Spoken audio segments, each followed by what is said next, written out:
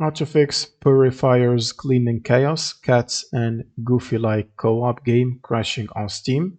First, go to the library, right-click on the game, open up the Properties window, go to Installed Files and verify integrity of game files, and wait for this process to finish. Sometimes it might just download additional files.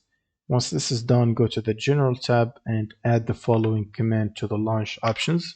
-dx11, and then close out of this window. Now you want to make sure that you have the latest GPU drivers installed. So for NVIDIA, you will need to have NVIDIA app.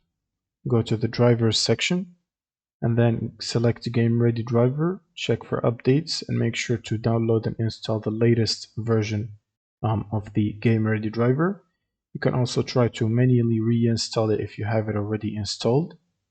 And then close out of NVIDIA app and open up your browser and then search for Redist. Click on the first Microsoft link, scroll down to this second table of the latest redistributables, download the 86 version and install it, and the 64 version as well. Both of these should be installed. Once you finish installing them, you will need to restart your system by clicking on the restart button. And then, just before launching the game, you will need to right-click on Steam and run it as admin. And then you can simply launch the game. And that should fix the crashing problem. Thanks for watching and subscribe.